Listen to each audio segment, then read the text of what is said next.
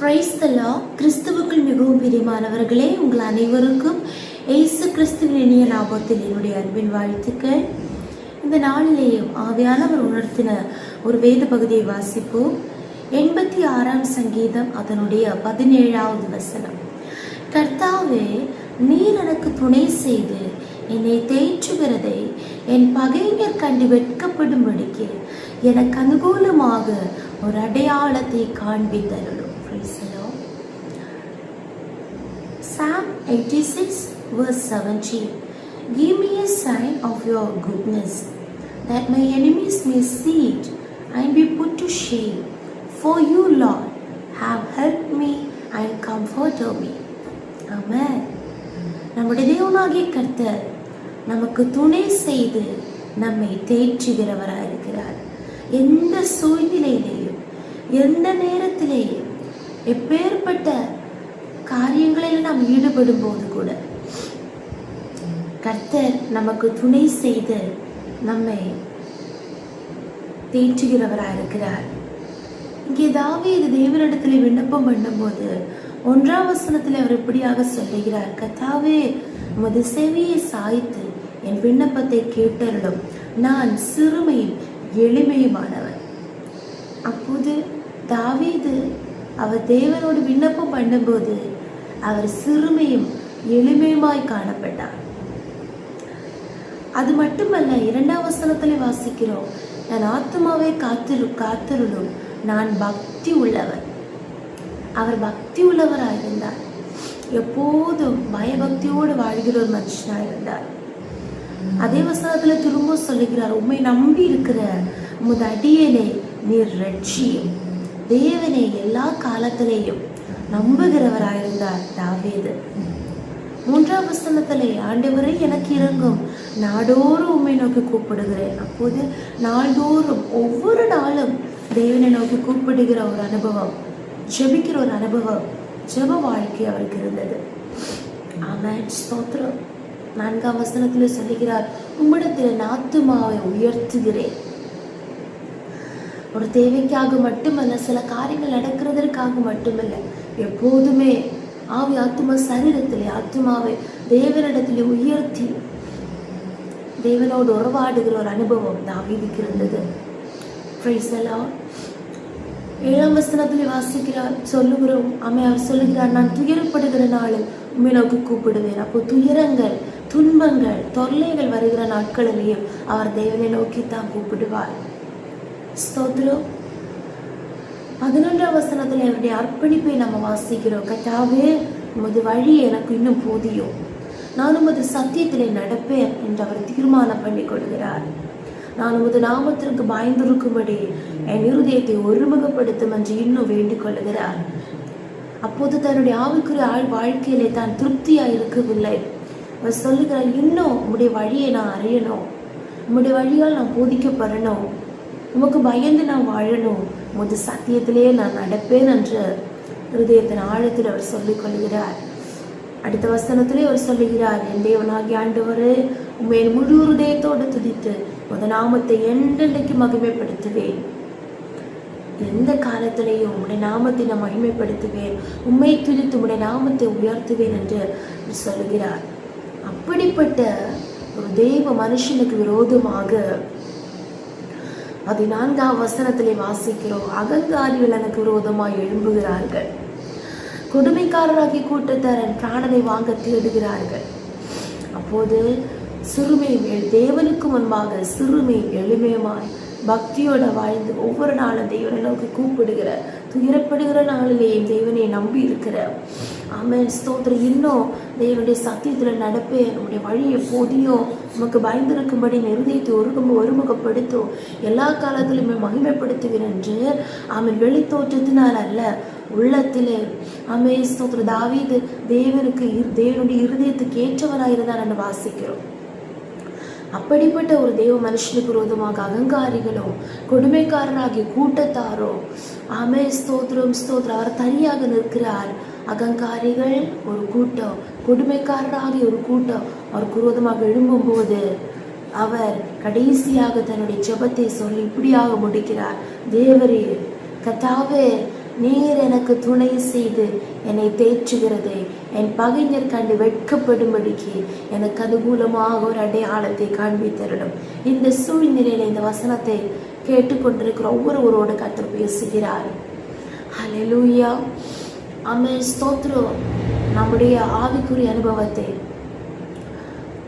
நம்முடைய மனுஷன முகத்தை பார்க்கும்போது இருதயங்களை பார்க்கிற கர்த்தர் நமக்கு விரோதமாக யார் யாரெல்லாம் எழும்பினாலோ, காரணம் இல்லாமல் நம்மை பகைத்தாலோ, ஆமென் ஸ்தோத்திர, கர்த்தர் நமக்கு அனுகூலமாக இறங்கி ஒரு அடையாளத்தை காண்பிப்பார். ஸ்தோத்திரம்.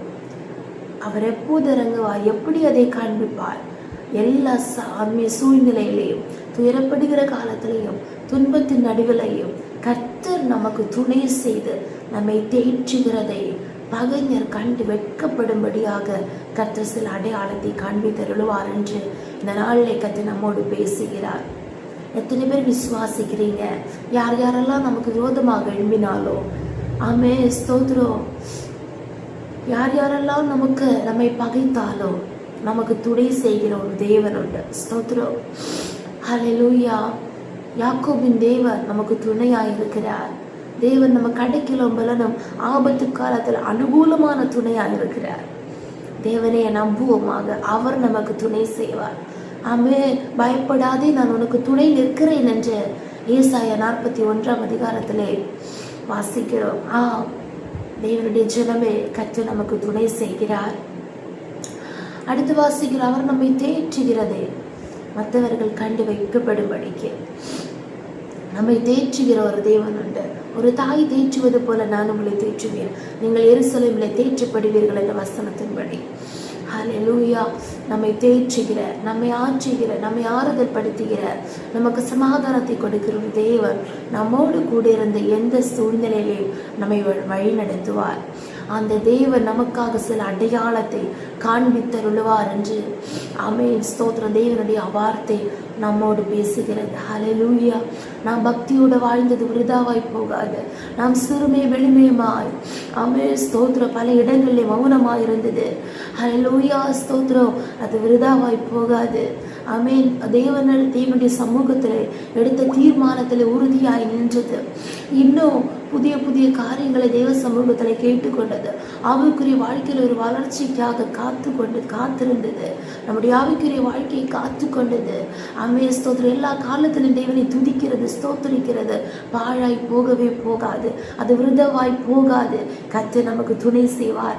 அவர் நம்மை தேற்றுவார். நம்முடைய பகைஞரதை காண்பார்கள். நமக்கு அனுகூலமாக கர்த்தர் சில அடையாளங்களை வருகிற நாட்களிலே காண்பித்தருளுவார். இந்த நாளிலே கர்த்தர் அனுகூலமாக சில அடையாளங்களை, எந்தெந்த சூழ்நிலைகளில் இவர்களுக்கு அனுகூலமாக யாருமே இல்லை, இவர்களுக்கு பட்சமாக பேச யாருமே இல்லை, ஆமென் ஸ்தோத்ரோ, தனியாக நிற்கிறார்கள், ஹல்லேலூயா, இதோட எல்லாம் முடிந்தது என்று சொல்லுகிறார்களோ, அதே காரியத்தின் நடுவிலே கர்த்தர் அனுகூலமாக இருந்து நமக்கு துணை செய்து நம்மை தேற்றி சில அடையாளங்களை, சில அற்புதங்களை, சில மகிமையான காரியங்களை செய்து கர்த்தர் தம்முடைய நாமத்தை வெளிப்படுத்துவார் என்று தாவீது விண்ணப்பம் பண்ணி ஆமென் ஸ்தோத்திரம் நம்பிக்கையோடு பேசுறது போல இந்த நாளிலே சேர்ந்து விண்ணப்பம் பண்ணுவோமாக. ஜெபிப்போம்.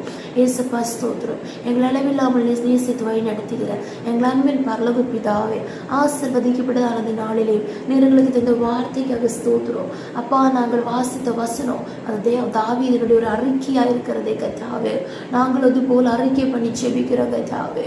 தேவ சமூகத்தில் எங்களை தாழ்த்துகிறோம் அப்பா. ஸ்தோத்திரம் ஸ்தோத்திரம். சிறுமை வெளிமையானவனை கண் நோக்கி பார்க்கிற தேவன். ஹல்லேலூயா ஸ்தோத்திரம். எளியவர்களின் ஜெபத்தை தள்ளாத தேவன், எளியவர்களை மறக்காத தேவன், பக்தியோடு தேவனுக்கு பயந்து வாழ்கிற தம்முடைய மக்களை சேர்த்து கொள்கிற தேவன், ஆதரிக்கிற தேவன் நீர் ஆண்டவரே. இயேசுப்பா, உம்முடைய சமூகத்தில் எங்களை ஒப்பு கொடுக்கிறோம். இன்னும் எங்களை தாழ்த்துகிறோம் கர்த்தாவே. ஸ்தோத்திரம் ஸ்தோத்திரம். நீர் விரும்புகிறபடி நாங்களாக எங்களை ஒப்பு கொடுக்கிறோம் கர்த்தாவே. உம்முடைய சித்தம் எங்கள் வாழ்க்கையில நிறைவேறட்டும். உம்முடைய சத்தியத்திலே நடக்க கர்த்தாவே. இன்னும் கர்த்தாவுக்கு பயந்து வாழ எங்கள் இருதயங்களை ஒருமுகப்படுத்துங்க கர்த்தாவே. ஸ்தோத்திரம் ஸ்தோத்திரம். எங்களை அர்ப்பணிக்கிறோம் கர்த்தாவே. அப்பா, நாங்கள் இன்றைக்கு இருக்கிற எல்லா பிரச்சனைகளின் நடுவில், போராட்டங்கள் நடுவில் இயேசுவே ஸ்தோத்திரம், கலங்கி நிற்கிற, வேதனைப்படுகிற, பிரயாசப்படுகிற காரியங்கள் மத்தியில் நீர் எங்களுக்கு துணை செய்து எங்களை தேற்றுகிறவராக இருக்கிறேன். நாங்கள் விசுவாசிக்கிறோம் அப்பா. இப்போது இந்த நேரத்தில் அப்பா, நீர் எங்களுக்கு துணையாய் நிற்கிறோம் என்று, நிற்கிறீர் என்று, நீர் எங்களை தேற்றுகிற தேவன் நாங்கள் உணர்ந்து கொள்ள இயேசுப்பா ஸ்தோத்திரம். நீர் இன்னும் கிருபை செய்யுங்கப்பா. மட்டுமாக நீர் செய்த எல்லா அதிசயங்களுக்காக நன்றி. அனுகூலமாக சில அடையாளங்களை இந்த நாளில் நீர் காண்பித்தருளுகிற கிருபைக்காக நன்றி கர்த்தாவே. நீர் எங்களை காண்கிற தேவன், சில அடையாளங்களை காண்பிக்கிற தேவன். விசுவாசிக்கிறோம், தாழ்த்துகிறோம், ஒப்பு கொடுக்கிறோம் கர்த்தாவே. எப்போதுமே பயபக்தியோடு அப்பா ஸ்தோத்திரம் உமக்கு பயந்து பரிசுத்தமாக வாழ்ந்து இயேசுப்பா நாங்களுடைய ராஜ்யத்தில் பிரவேசிக்க எங்களை அர்ப்பணிக்கிறோம், தாழ்த்துகிறோம். இயேசு கிறிஸ்துவின் நாமத்தினாலே ஜெபிக்கிறோம். எங்கள் ஜெபத்தை கேளு நல்ல பிதாவே. ஆமென், ஆமென், ஆமென். May God bless you.